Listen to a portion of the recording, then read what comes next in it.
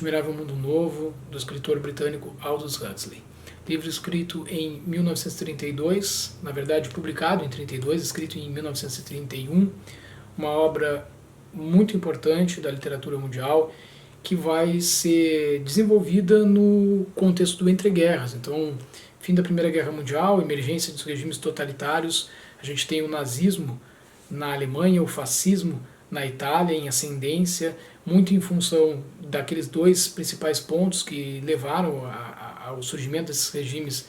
totalitários ultranacionalistas, que foi os tratados humilhantes que foram firmados com os países que saíram vitoriosos da Primeira Guerra, e também as crises econômicas que se abateram nesses países em decorrência da derrota na Primeira Guerra Mundial. Então isso já traz algum elemento importante de contextualização do cenário em que se passa a formação dessa sociedade distópica, lembrando sempre que a distopia é o oposto da utopia, uma sociedade em que no futuro as coisas enveredam, né, por uma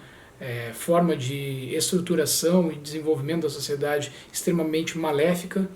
para o conjunto da população. A gente está falando de um autor consagrado e que conseguiu, além de trazer esses elementos, buscar, dentro do contexto em que viveu, uma série de características importantes para narrar a história que ele se propôs e fazer com que a gente consiga repensar a própria sociedade que a gente vive hoje e a nós mesmos do ponto de vista da realização de uma autocrítica independente da posição política e ideológica que nós tivermos, mesmo hoje, e que a gente assuma ou não assuma sempre que nós tomamos uma posição política, seja por meio do voto, seja por meio de uma interpretação da realidade, nós estamos, como somos sujeitos constituídos ideologicamente, assumindo um lugar no mundo e nos posicionando politicamente. Não se posicionar politicamente é se posicionar politicamente. E a gente tem aqui então um outro elemento importante para pensar na obra, que é justamente o modo de produção que estava em voga naquele momento, ou seja, o modo de produção baseado na linha de montagem, o modo de produção fordista. Por que isso é importante dizer? Henry Ford é um divisor de águas aqui, até em termos da questão temporal da obra. Essa história ela se passa em 632 depois de Ford. E aqui a gente está falando que Ford era considerado um deus, ele era mistificado aqui nessa sociedade. Ford era a grande referência dessa sociedade, porque a forma como a indústria automobilística funcionava, ela é incorporada na estrutura desse Admirável Mundo Novo para todas as relações pessoais e sociais, inclusive para o processo da engenharia genética de produção, de fertilização in vitro dos seres humanos, ou seja, ninguém mais nascia do modo tradicional, e a partir daí a gente tinha então uma outra forma de colocar os seres humanos no mundo. E esses seres humanos já vinham ao mundo pré-condicionados a ocupar uma das 5 classes ou castas possíveis, que iam da mais alta classe, que eram os alfa mais, a mais baixa casta, que são os Ys, e que se diferenciavam do ponto de vista da divisão de trabalho mesmo, ou seja, os alfa mais ocupavam o topo da hierarquia dessa pirâmide social, eram aqueles mais inteligentes, que executavam as melhores tarefas, e os Ys eram aqueles que eram mera engrenagem, era peça dessa engrenagem, e que constituíam, né, uma correia de transmissão desse sistema, uma força de trabalho que passava a ser empregada para que o sistema funcionasse sem nenhuma reflexão crítica, completamente alienado do processo de trabalho que eles estavam desenvolvendo. Na verdade, todos eles eram alienados disso, então não havia espaço para se lamentar, para tristeza, para depressão, para qualquer coisa desse tipo, porque havia um remédio chamado soma, e toda vez que alguém ficava um pouco desconfortável com as coisas, como elas funcionavam, bastava tomar uma pílula e você entrava de volta no seu estado letárgico de assumir para si mesmo que aquilo que você vivia era a melhor coisa que poderia te acontecer na vida. Inclusive as relações pessoais eram assim, as relações sexuais se davam dessa forma, a promiscuidade era incentivada, não havia relação amorosa, as pessoas eram incentivadas a ter vários parceiros e jamais se relacionar com alguém muitas vezes, jamais criar um laço de afeto com as pessoas. Isso é próprio também numa crítica que ele faz aqui à sociedade que a gente vive até os dias de hoje. Pensando assim, ó, em termos de produção econômica, né, a própria ideia do Fordismo, isso até os anos 80 do século XX, se eu não me engano, ainda é muito presente esse modelo. E as nossas relações até hoje elas seguem uma linha de montagem, elas têm inspiração, seja no âmbito acadêmico, por exemplo, a exigência de uma produção fordista, no âmbito acadêmico, no nossos âmbitos,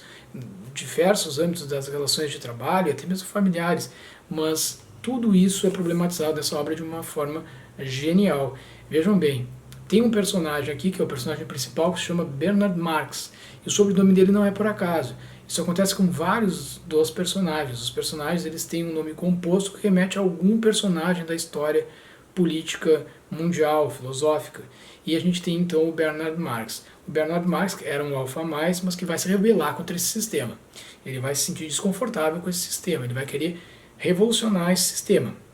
Mas as motivações para que ele tome essa posição também são questionadas na obra. Vejam bem a sacada. Ou seja, ele era um alfa mais, mas ele tinha sofrido um processo de um erro na sua concepção genética, onde ele, embora fosse da principal casta, ele tinha uma diferença com os seus pares, principalmente em atributos físicos. Ele era menor que os demais, ele não era tão atlético, e isso fazia com que ele se sentisse desconfortável. E foi esse desconforto pessoal que levou ele a querer se insuflar contra o sistema. Uma ideia aí já mais freudiana num processo de projeção, ou seja, ele queria muito poder ser igual, ser aceito, e ele acaba se incomodando com isso e indo contra esse sistema muito mais por uma questão individual do que propriamente por uma reflexão, uma consciência de si mesmo e da sociedade em que ele vivia. E ele vai lá pelas tantas encontrar uma outra personagem, que é a Lenina Crowley, que era uma beta mais. Ela trabalhava no centro de incubação e condicionamento, eles eram colegas de trabalho. Ele não amava ela, mas ele tinha uma relação com ela, e ele vai acabar indo viajar com essa outra personagem para um espaço que era considerado uma reserva de primitivos. Quem eram esses primitivos? Eram aquelas pessoas que vivem muito semelhante da forma como nós vivemos hoje. Nessa viagem, o Bernard Marx vai descobrir um rapaz chamado John, que vai receber a alcunha de O Selvagem, que era filho de uma beta também, se não me engano, que acabou ficando nessa reserva porque ela teve uma relação com o diretor-chefe do Bernard Marx, eu não vou lembrar o nome dele aqui, mas ela teve essa relação com ele que fugiu a esse controle malthusiano que havia em termos de produção e reprodução da espécie humana. Eles tinham um controle muito forte, muito rígido sobre isso. Eles acabaram tendo uma relação entre eles e tiveram esse filho de uma forma tradicional, o que causava neles todos, de modo geral, muita repulsa. Desde pequenos eles eram incentivados a ter essa repulsa pela formação tradicional familiar e a desenvolver brincadeiras amorosas entre as próprias crianças. Vejam, a promiscuidade era incentivada muito fortemente entre as crianças, não para a reprodução. Isso era algo que era colocado no nível de algo abominável, mas para que elas justamente pudessem entender o sexo como uma relação de prazer imediato e ponto final. Então o Bernard, porque também estava com uma ameaça em relação ao seu emprego, ele resolve trazer a Linda de volta,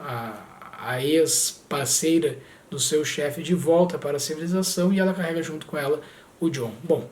aí vai se desenvolver uma série de questões que vai colocar em discussão o processo de alienação, as relações sociais que se estabelecem dentro desse admirável mundo novo, o olhar desse selvagem, que é um leitor voraz, que acaba descobrindo livros de Shakespeare, e isso tem também uma particularidade dentro da história. Certamente Huxley era um leitor de Shakespeare e era alguém que considerava muito importante a sua obra para a formação humana, e é importante que a gente traga esse elemento, porque o John vai travar vários e bons debates com o próprio administrador dessa sociedade, desse admirável mundo novo. Na verdade, eram 10 regiões administrativas que se dividiam o mundo, nesses 2 bilhões que eram estimados de seres humanos naquela época dessa distopia, dessa sociedade distópica, e o John vai travar vários debates com o próprio administrador, e aí vai se descobrir uma série de situações porque ele se tornou o administrador deste local, e esses debates vão entrar num cunho filosófico muito interessante. Também vai ter uma espécie de triângulo, eu não diria amoroso, mas um triângulo relacional amoroso, pode-se dizer assim, né? Porque a gente vai ter que entrar na discussão que o próprio livro aborda do que é o amor e como que o amor pode se dar, se é que ele é possível, em que tipo de sociedade de fato o amor é possível, com vistas ao quê, e isso fica marcado nessa relação entre o Bernard Marx, a Leila Crowell e o John, o selvagem. A relação do John com a própria mãe também é colocada em questão aqui, quando ela retorna para a civilização, e aqui é exemplo de outros livros que eu vou trazer para vocês aqui no canal, que tratam de distopia, se deixa muito marcado na própria questão da leitura do John, da abordagem dele em relação à paixão que ele tinha pelas obras de Shakespeare, a importância da literatura como elemento fundamental, o ponto de fuga, aquele elemento que nos faz ter consciência de si mesmo e poder, de fato, tomar uma dianteira no processo da nossa liberdade individual e da nossa reflexão crítica, política, sobre o mundo em que a gente vive, nas possibilidades da gente conseguir dialogar com os diferentes e ter em vista sempre o avanço da sociedade,